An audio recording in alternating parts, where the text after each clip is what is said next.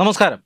അമേരിക്കയുടെയും ഡൊണാൾഡ് ട്രംപിൻ്റെയും നെഞ്ചിടിപ്പ് കൂട്ടുന്ന ഒരു തീരുമാനം ഇന്ത്യയുടെ കേന്ദ്ര ബാങ്കായ റിസർവ് ബാങ്ക് ഇപ്പോൾ എടുത്തിരിക്കുകയാണ്. റിസർവ് ബാങ്ക് ഇപ്പോൾ നിർദ്ദേശം നൽകിയിരിക്കുകയാണ്. അതായത് ബ്രിക്സ് രാജ്യങ്ങളുടെ ഈ കറൻസികളുമായി ഇന്ത്യൻ രൂപയെ ബന്ധിപ്പിക്കാനുള്ള നിർദ്ദേശമാണ് ഇപ്പോൾ റിസർവ് ബാങ്ക് ഓഫ് ഇന്ത്യ നൽകിയിരിക്കുന്നത്. ഇത് സത്യത്തിൽ അമേരിക്കയെ ഞെട്ടിക്കുന്നതാണ്. കാരണം മാസങ്ങൾക്ക് മുമ്പാണ് American president Donald Trump India ഉൾപ്പെടെയുള്ള ബ്രിക്സ് അംഗരാജ്യങ്ങൾക്കെതിരെ ഒരു ഭീഷണിയുടെ സ്വരത്തിൽ ഒരു പ്രസ്താവന നടത്തിയത്. അതായത് ബ്രിക്സ് എന്ന് പറയുന്ന അന്താരാഷ്ട്ര കൂട്ടായ്മ അത് അമേരിക്കയ്ക്കെതിരെ പ്രവർത്തിക്കുന്നു, അമേരിക്കയുടെ ഡോളറിനെതിരെ പ്രവർത്തിക്കുന്നു എന്ന ആരോപണമാണ് അദ്ദേഹം മുന്നോട്ട് വെച്ചത്.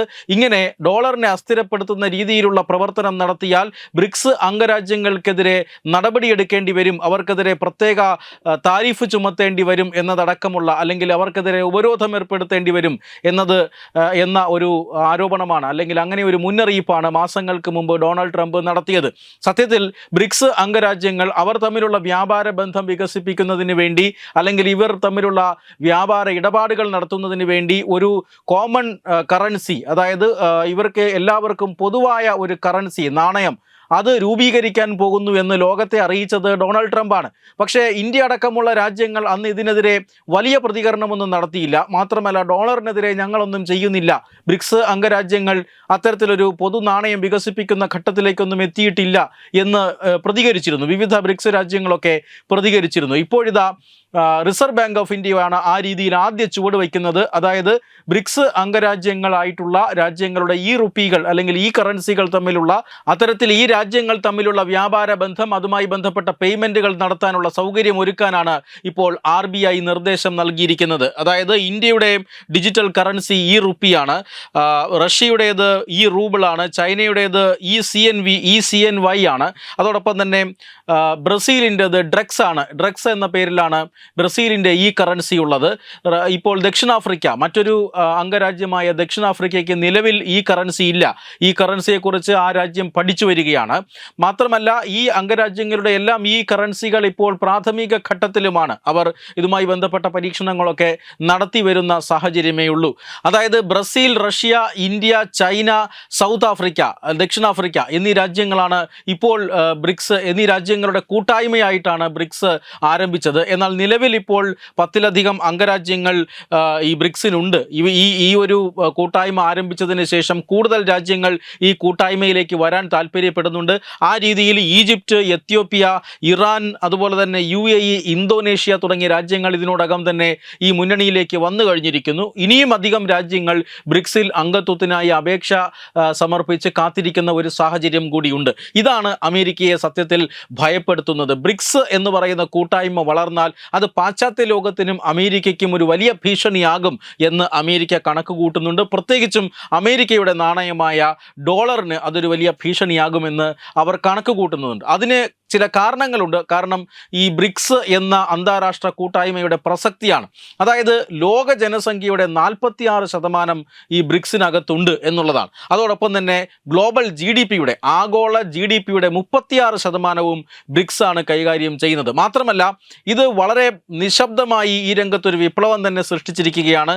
ലോകക്രമത്തിൽ തന്നെ വലിയ മാറ്റങ്ങൾ വരുത്താൻ കഴിവുള്ള സംഘടനയായി ബ്രിക്സ് മാറിക്കഴിഞ്ഞിരിക്കുന്നു. ഇന്ത്യ അടക്കമുള്ള രാജ്യങ്ങൾ മുൻകൈയെടുത്താണ് ഇങ്ങനെയുള്ള ഒരു സംഘടന രൂപീകരിച്ചത്. അതിപ്പോൾ ലോകക്രമത്തെ, മൾട്ടിപോളാർ വേൾഡ് ഓർഡർ എന്ന് പറഞ്ഞാൽ ബഹുധ്രുവ ലോകക്രമം, ആ ലോകക്രമത്തെ രൂപപ്പെടുത്താൻ അമേരിക്കയെ പോലെയുള്ള വൻ ശക്തികൾ നയിക്കുന്ന ലോകക്രമമല്ല, മറ്റു പല രാജ്യങ്ങളും വൻ ശക്തികളായി മാറുന്ന രീതിയിലുള്ള ലോകക്രമത്തിലേക്ക് ഈ ലോകത്തെ കൊണ്ടെത്തിക്കാൻ ഈ പറയുന്ന ബ്രിക്സ് എന്ന് പറയുന്ന സംഘടനയ്ക്ക് സാധിക്കും. അതാണ് 46% ജനസംഖ്യ, അതോടൊപ്പം തന്നെ ലോക GDPയിൽ 36% ബ്രിക്സ് കൈകാര്യം ചെയ്യുന്നു.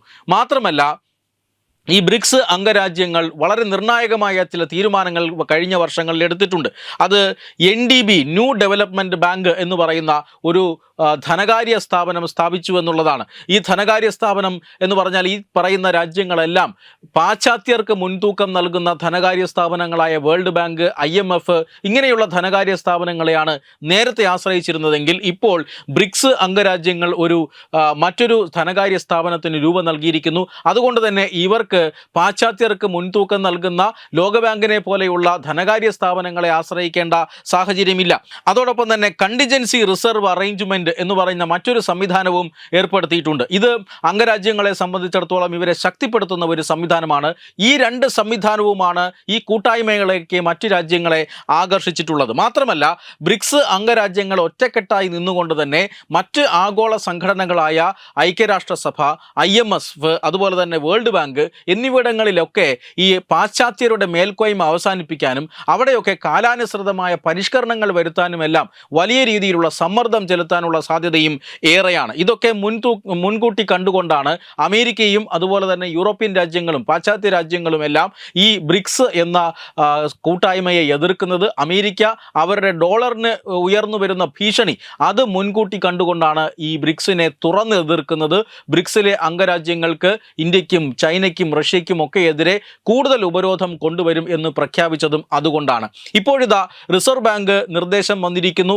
ഈ പറയുന്ന രാജ്യങ്ങളുടെ എല്ലാം ഈ കറൻസികളെ ലിങ്ക് ചെയ്യാൻ, പരസ്പരം ലിങ്ക് ചെയ്ത് പേയ്മെൻറ്റുകൾ യാഥാർത്ഥ്യമാക്കുക എന്നതാണ്. എന്ന് പറഞ്ഞാൽ ബ്രിക്സ് അംഗരാജ്യങ്ങൾക്കിടയിൽ ഒരു പൊതു നാണയം ഉയർന്നു വരുന്നു എന്നതിൻ്റെ ആദ്യ ഘട്ടം തന്നെയാണ്. ഇത് വല്ലാതെ അമേരിക്കയെ ചൊടിപ്പിക്കും. കാരണം ഡോളറിനെതിരായിട്ടുള്ള ഒരു നീക്കങ്ങളെയും അമേരിക്ക വെറുതെ വിട്ടിട്ടില്ല.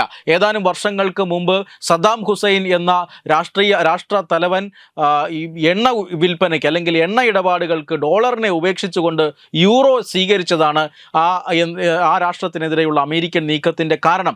പിന്നീട് സദ്ദാം ഹുസൈനെ 2-3 വർഷത്തിനുള്ളിൽ തന്നെ പുകച്ച് പുറത്തു ചാടിക്കുന്നത് നമ്മൾ കണ്ടതാണ്. മാത്രമല്ല, ലിബിയയുടെ രാഷ്ട്രത്തലവനായ കേണൽ ഗദ്ദാഫി സ്വർണം അടിസ്ഥാനമാക്കിയിട്ടുള്ള മറ്റൊരു അന്താരാഷ്ട്ര നാണയം വികസിപ്പിക്കാൻ ശ്രമിച്ചു. അതിൻ്റെ പേരിൽ അദ്ദേഹത്തെയും അധികാരത്തിൽ നിന്ന് പുറത്താക്കി. ഇപ്പോൾ റഷ്യയിൽ നിന്നും എണ്ണ വാങ്ങുന്നതിൻ്റെ പേരിൽ ഇന്ത്യക്കെതിരെ ഇപ്പോൾ തന്നെ 50% പിഴ താരിഫ് അമേരിക്ക ഏർപ്പെടുത്തിയിട്ടുണ്ട്. ഇപ്പോൾ ഡോളറിനെതിരെയുള്ള അല്ലെങ്കിൽ ബ്രിക്സ് അംഗരാജ്യങ്ങളുമായി ചേർന്നുകൊണ്ടുള്ള ഇത്തരത്തിലുള്ള നാണയം വികസിപ്പിച്ചാൽ അമേരിക്ക ഇന്ത്യക്കെതിരെ കൂടുതൽ ശക്തമായി തിരിയും എന്ന വാർത്തയാണ്, അല്ലെങ്കിൽ അങ്ങനെ ഒരു സാഹചര്യമാണ് ഇപ്പോൾ നിലവിലുള്ളത്. എന്തായാലും ഇന്ത്യയും ചൈനയും റഷ്യയും ബ്രസീലും ദക്ഷിണാഫ്രിക്കയും എല്ലാം ഉറച്ച് സധൈര്യം മുന്നോട്ട് പോവുകയാണ്. അവർ ബ്രിക്സിലെ കൂടുതൽ പരിഷ്കരണങ്ങളുമായി മുന്നോട്ട് വരികയാണ്. ലോകരാജ്യങ്ങളെല്ലാം ഈ സംഘടനയുടെ വളർച്ചയും ഈ സംഘടനയുടെ സ്വാധീനവും മുൻകൂട്ടി കണ്ടുകൊണ്ട് ഇതിലേക്ക് അംഗത്വം എടുക്കാനുള്ള ശ്രമങ്ങളും ഇപ്പോൾ തുടങ്ങിക്കഴിഞ്ഞു. ഇതാണ് അമേരിക്കയെ വല്ലാതെ ചൊടിപ്പിക്കുന്നത്. ഇപ്പോൾ തന്നെ അമേരിക്കയുമായിട്ടുള്ള ഒരു സ്വതന്ത്ര വ്യാപാര കരാർ അത് ഒപ്പിടുന്നതിനുള്ള ചർച്ചകൾ ദീർഘകാലമായി നടക്കുന്നു. പക്ഷേ ആ ചർച്ചകളിൽ യാതൊരു തീരുമാനവും ഉണ്ടായിട്ടില്ല. അതേസമയം ഈ സമയത്ത് തന്നെ മറ്റു പല രാജ്യങ്ങളുമായും വിജയകരമായി ഇന്ത്യ സ്വതന്ത്ര വ്യാപാര കരാറിൽ ഏർപ്പെട്ട് കഴിഞ്ഞിരിക്കുന്നു. ഇപ്പോഴിതാ യൂറോപ്യൻ യൂണിയനുമായും ഇന്ത്യ ഒരു വലിയ കരാർ ഉണ്ടാക്കിയിരിക്കുകയാണ്. ഇത് അമേരിക്കയെ വല്ലാതെ ചൊടിപ്പിച്ച് നിൽക്കുന്ന സാഹചര്യത്തിലാണ് ബ്രിക്സ് അംഗരാജ്യങ്ങളുടെ ഈ കറൻസികൾ തമ്മിൽ ബന്ധിപ്പിക്കാൻ റിസർവ് ബാങ്ക് ഓഫ് ഇന്ത്യ ഒരു ചടുലമായ നീക്കം നടത്തുന്നതും. വെബ് ഡെസ്ക് തത്തുമൈ ന്യൂസ്.